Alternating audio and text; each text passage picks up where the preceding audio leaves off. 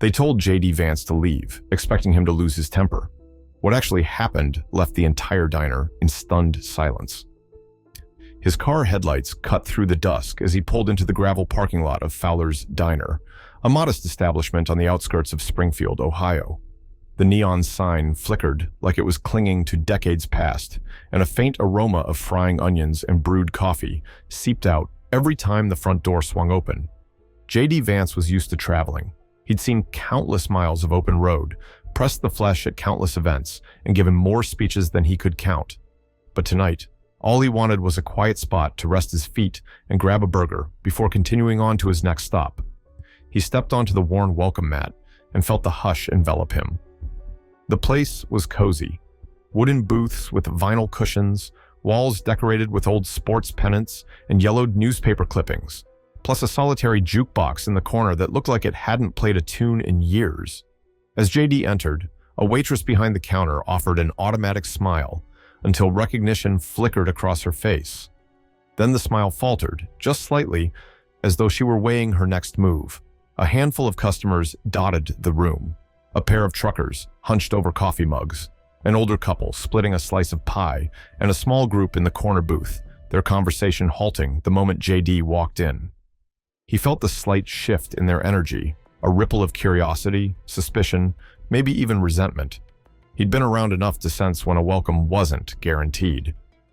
Still, he approached the counter politely, clearing his throat.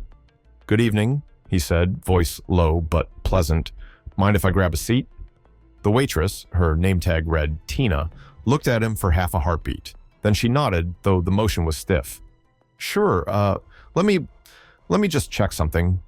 She slipped through a narrow door behind the counter. JD managed a tight smile at a nearby customer, who pretended not to notice. The ceiling fan whirred overhead, stirring the smells of cooked bacon and homemade gravy.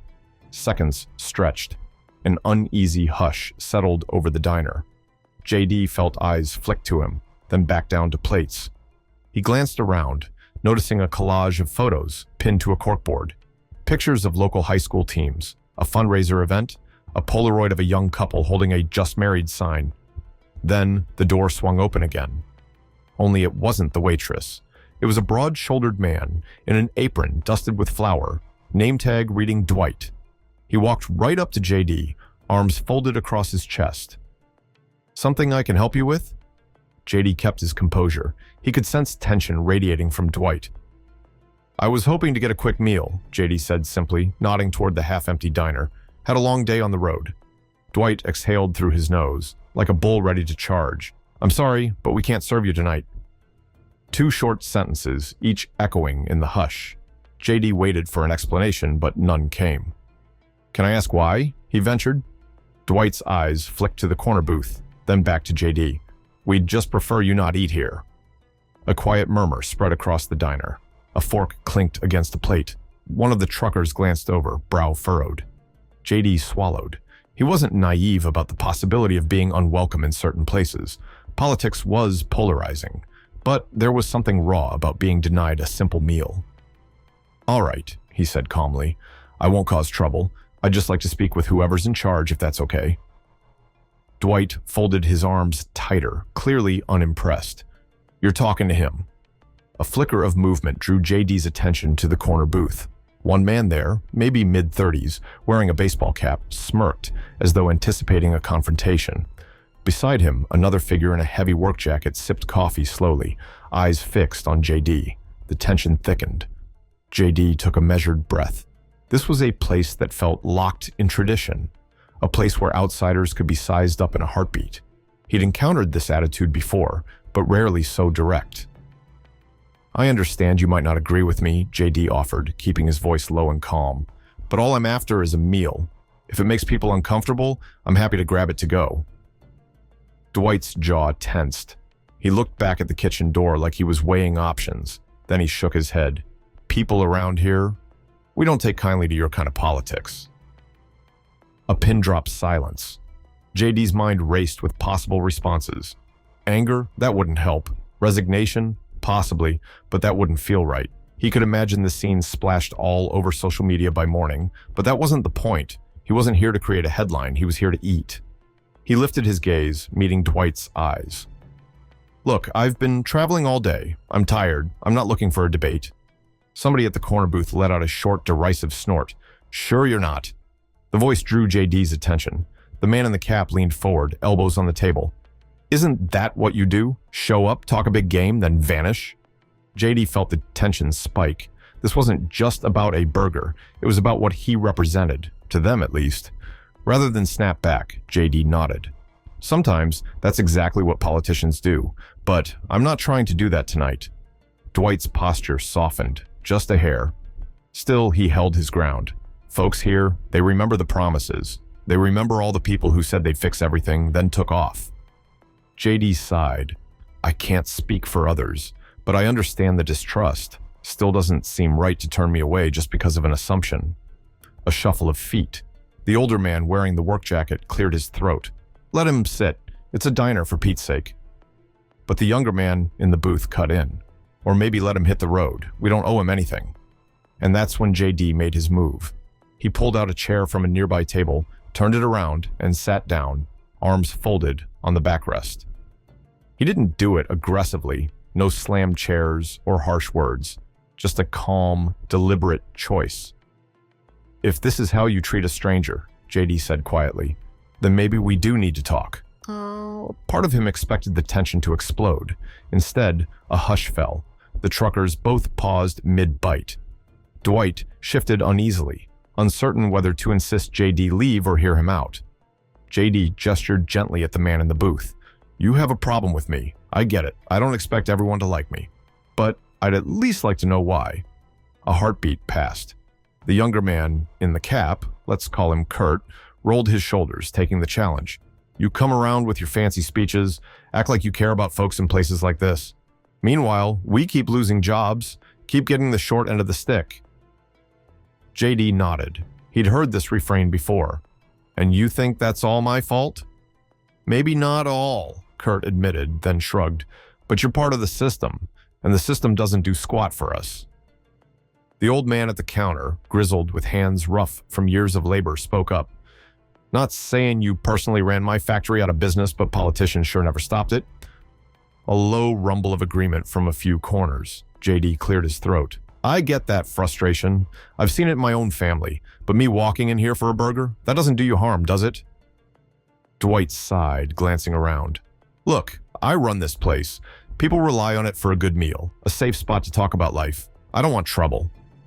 "And you think I'd bring trouble," JD surmised. Kurt snorted. "We're just saying we don't want you here, man." JD could have snapped back. He could have pulled the "I'm a senator" card, but he wasn't wearing that hat tonight. He was just a weary traveler.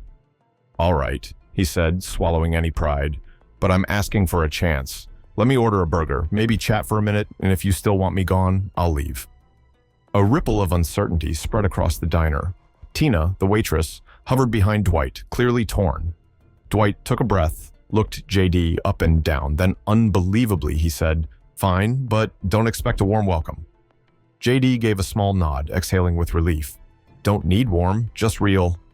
He slid into a booth near the window, not too close to the group in the corner but within earshot. The tension in the air didn't vanish, but it lessened.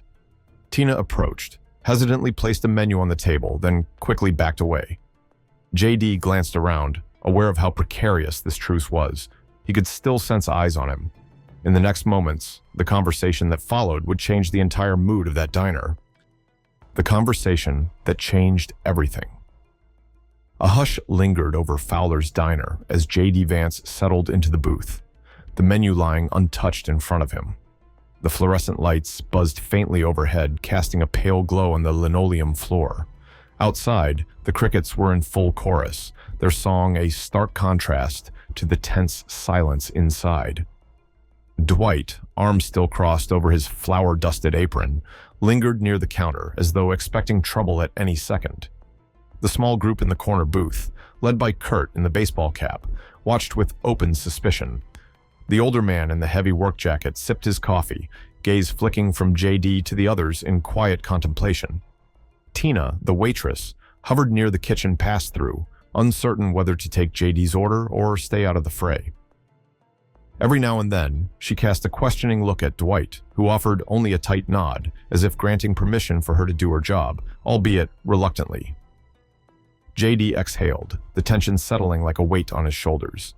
He'd come in for a simple burger, but now it seemed he was about to have the most important conversation of the day, and possibly the most revealing. Finally, Tina approached, pen and pad at the ready. So, you know what you'd like to order? JD mustered a small, grateful smile. Cheeseburger medium, fries if you got 'em, and a coffee. She scribbled it down, looking relieved to have something normal to do. Sure thing.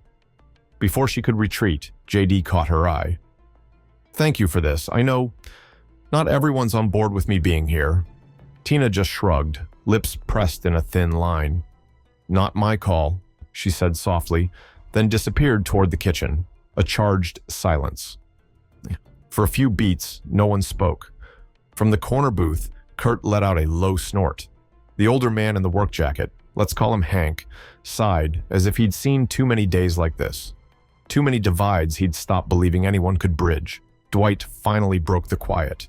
He crossed to JD's table, one hand resting on the back of the booth. So, he said in a low voice, you got your food, but that doesn't mean people here trust you. JD nodded. I appreciate you not kicking me out. Dwight shrugged, avoiding JD's gaze. Don't make me regret it. Behind Dwight, the two truckers at the counter exchanged looks, as if trying to decide whether to chime in.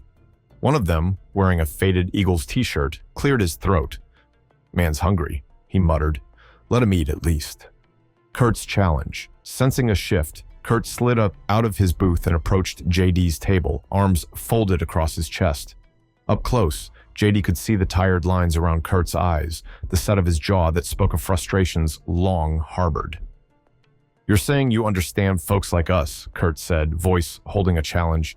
But every time a camera's on, politicians talk real pretty, then they vanish. So tell me, what are you going to do differently? JD leaned back slightly, maintaining a calm demeanor. I'm not here to campaign, he replied quietly. I'm here for a meal. But if you really want to talk policy or changes, I'm happy to listen to your concerns. Kurt let out a soft laugh. Policy? You think I'm some policy wonk who reads bills all day? Hell no. I just want decent wages and a future that doesn't feel like it's slipping away. My brother lost his job last year. Factory shut down, moved to Mexico. And you, people like you show up, promise to fix it, then leave us in the dust. A ripple of agreement washed through the diner. Hank set his mug down with a firm thud, nodding in solidarity with Kurt. JD didn't flinch.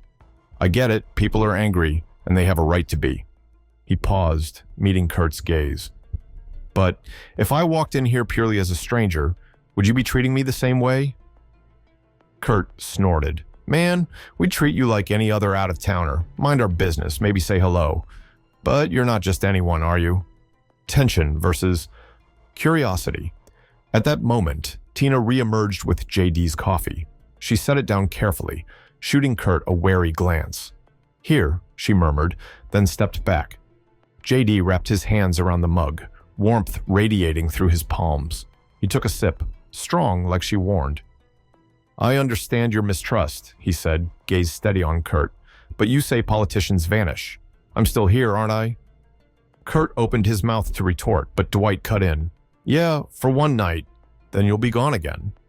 JD inclined his head in acknowledgement. Probably. I've got obligations, that's the reality of my job. But how about this? If there's something you need me to hear, I'll give you my time right now. No cameras, no headlines, just you and me talking. An unexpected meeting. Hank scratched at his stubbly chin. No one important ever asked me what I think, he grumbled. All ears, JD replied, inviting Hank to speak.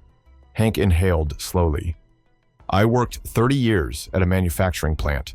Watched it close, watched half the town lose their livelihood. Folks my age, we don't have time to learn a new trade, and all we hear from people in Washington are empty words. He paused, voice thick with emotion. Tell me, what good is that to a man who's 60 with a mortgage and grandkids? A hush followed. Outside, a truck rumbled by, headlights sweeping across the diner's window, briefly illuminating the solemn looks on everyone's faces. JD set his coffee down gently. It's not good, he admitted, and it's not fair. For what it's worth, I've been pushing for reforms, tax incentives for companies to stay local, job retraining programs. It's not a perfect solution, and it won't undo all the damage, but it might help the next generation. The younger generation, Kurt's mouth twitched. And what about me? I'm 33, got a kid on the way, and I'm barely making ends meet. You can't just fix that with a snap of your fingers. No, I can't, JD said softly, but maybe we can do something if we work together, if folks demand better from their representatives. He glanced around, noticing how the diners were leaning in, listening. Even Dwight, arms still folded, seemed less confrontational and more curious. Moment of truth. Before anyone could respond, Tina arrived with JD's burger and fries. She placed the plate in front of him, setting a bottle of ketchup on the side. "Here you go," she said, voice subdued. JD looked up, offering a small smile. "Thanks, Tina." She gave a quick nod, then hurried off as if fleeing the tension. JD took a bite of the burger, juicy, savory, far better than he expected. He let the flavors linger, acutely aware that everyone was watching him eat like it was some kind of symbolic act. After swallowing, he patted his mouth with a napkin. "It's good," he said simply. A faint chuckle escaped Hank's lips. Dwight relaxed a fraction. Kurt, though, remained guarded. "I'm not saying a single conversation will fix everything," JD continued, looking Kurt in the eye. "But you say I vanish. Well, I'm here now. Talk to me." Kurt exhaled, finally dropping his arms to his sides. "Fine. You want to know what's on my mind?" He gestured around. "We're forgotten. Towns like Springfield used to be vibrant. Now, half the storefronts are boarded up. My cousin's on disability because he can't afford surgery. My sister's a single mom living paycheck to paycheck. And every day, we see the news about how things are getting better." "For who?" JD listened intently, the diner falling silent except for the muffled clatter of dishes in the back. A genuine exchange. "I grew up in similar circumstances," JD said quietly. "I watched my neighbors struggle. My own family wrestled with addiction, instability. It's easy to feel like nobody's listening." Kurt looked skeptical. "You say that, but you climbed out, didn't you?" "I did," JD admitted, "and I'm trying to make sure others get that chance too. But I can't do it alone. It's also about community leaders, local initiatives, small businesses investing back in towns like this." At the mention of small businesses, Dwight perked up. "I'm a small business owner," he said, tapping his chest. "And it's hard. Everything costs more. Supplies, rent, wages. I want to pay my staff more, but I can barely keep the lights on." JD nodded. "I hear that from diners and shops all over. Sometimes policy changes can help ease that burden, maybe tax breaks or grants for local establishments. But I get it, politicians promise, you rarely see results." A gradual thaw. He took another bite of his burger, letting the conversation flow. Hank chimed in about how local officials rarely follow through on infrastructure projects. The truckers at the counter mentioned the crumbling highways and the rising cost of gas. Kurt ranted about broken healthcare systems, and JD listened, really listened, asking questions and letting them speak their mind. Over the next 20 minutes, the tension in Fowler's diner slowly shifted from hostility to something resembling an uneasy camaraderie. They still didn't fully trust him, but at least they were talking. The unexpected voice. A soft scrape of a chair drew everyone's attention. An older woman in the corner, who'd been quietly reading a worn paperback, stood and approached JD's booth. She wore a floral apron, a sign she might have been helping out in the kitchen. Her eyes were kind but heavy with years. "Name's Marion," she said, voice steady. "My late husband was in the steel industry. We lost everything when the mill shut down." JD stood politely, offering a small nod. "I'm sorry for your loss, Marion." She waved a hand. "He's been gone 3 years, but that mill closed long before that. He never recovered. Alcohol took him in the end." A weight settled over the room at her words. "I'll tell you this," Marion went on. "I don't trust many politicians. But you stayed tonight. Could have left, could have called the news, stirred up trouble, but you didn't." Her gaze flicked over to Kurt, then Dwight. "Maybe we need more nights like this, where folks talk instead of yell." A subdued agreement. Kurt's scowl softened. Dwight's posture eased. Hank took a long sip of coffee, as if digesting Marion's words. JD cleared his throat. I won't pretend that solves everything, but I appreciate you all letting me stay." Dwight shrugged. "I just hope you do something with what you heard here." JD held his gaze. "That's why I'm here, to understand better. If you see me on TV or read about a new bill I'm backing, know that these conversations matter." Kurt folded his arms again, but without malice. "Guess time will tell." JD reached into his wallet, pulling out a simple business card. "If you ever want to talk more, or if you have specific concerns, feel free to reach out. I actually read my messages." Kurt eyed the card skeptically. Then, with a grunt, he took it. "We'll see." The bill comes due. A moment later, Tina approached again, this time with the check. "Here you go," she said softly. JD glanced at the total, pulled out some cash and placed it on the table, more than the meal cost, enough to cover a decent tip.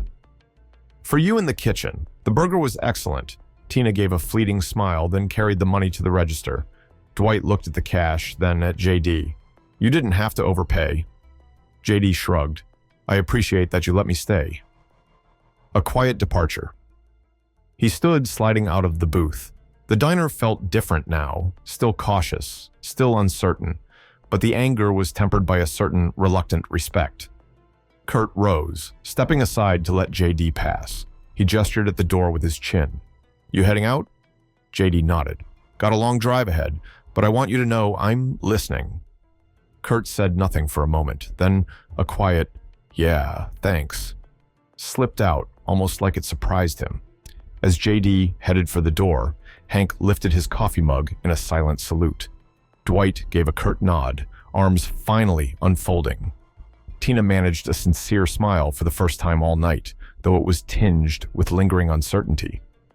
At the threshold, JD paused. The neon sign outside glowed faintly through the window, casting red and blue streaks on the floor. He turned back to the room. "Thanks for hearing me out. Even if we don't agree on everything, it means something that we tried." No one spoke, but the weight in the air felt lighter. Final reflections. The bell above the door jingled as JD stepped into the cool Ohio night. Gravel crunched under his shoes as he walked to his car, the distant roar of a passing truck punctuating the silence.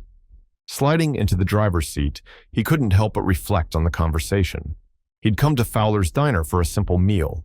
He left with a renewed sense of purpose and a little more insight into the anger and distrust that so many people carried. Maybe tomorrow, he'd be in another town, another diner, having another tense conversation.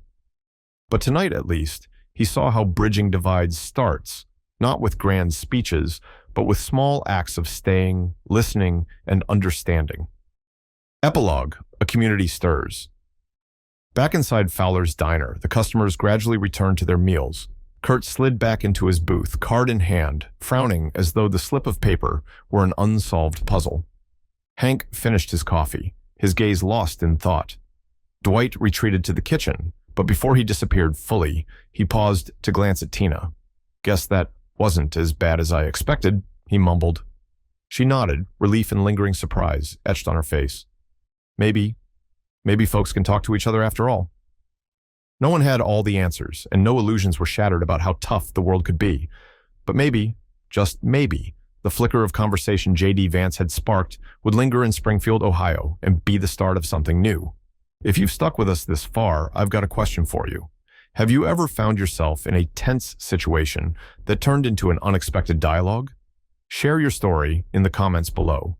And if you found this journey worth taking, hit that like button, subscribe, and ring the notification bell, because there's always another story waiting to be told.